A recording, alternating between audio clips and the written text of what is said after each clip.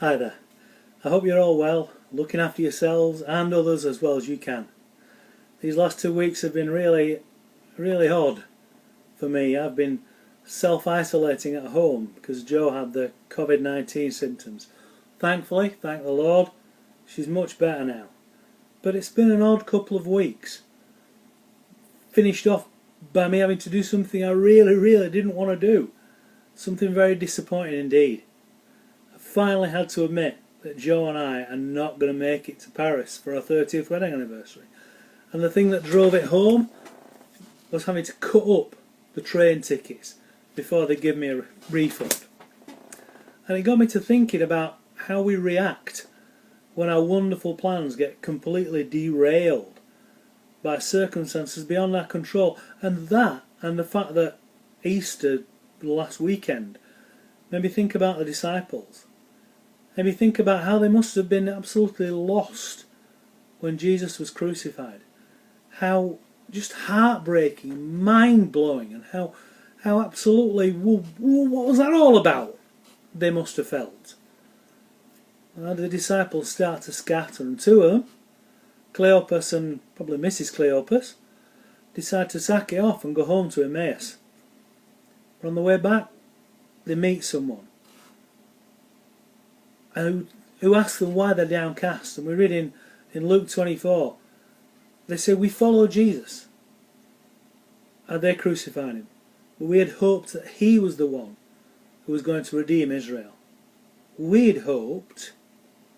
What wonderful plans. Their wonderful plans, like mine, completely derailed. Except theirs weren't really. They just didn't see clearly. So we read in Luke, he walks along with them, explaining what's really going on. And then when they get home, he agrees to stay with them, and then they really see him. In verse 30 it says, when he was at the table with them, he took bread and broke it, and gave thanks, and began to give it to them, and their eyes were opened and they recognised him. I love the bit after that when they're talking to each other, they say, didn't our hearts burn within us? Our hearts burned within us. And when they'd seen him, and they realised, what did they do? Well, then they just leg it back to Jerusalem as fast as they can to tell all their friends. And I think that's what we should do. While our well-laid plans are on hold or postponed, we should look to him for answers. To know that he will stay with us if we ask him. And when we get some of his blessings, when we get some of his revelation, when we see him, share it with the rest of the church. To close, if you think your recent experiences have irrevocably or irretrievably derailed some wonderful plans you had, then let the scriptures that Jo preached from so well only a couple of weeks ago, let me remind you of those. Romans 8:28.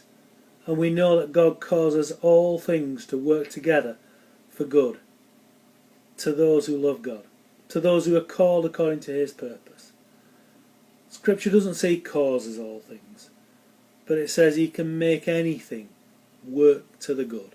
Anything. Whether it's the crucifixion, whether it's me having to cut my train tickets up and have a fortnight off work, or whatever it is, our God is that good. He can work anything round to right.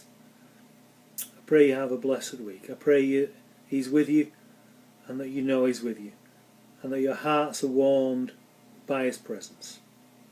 Amen.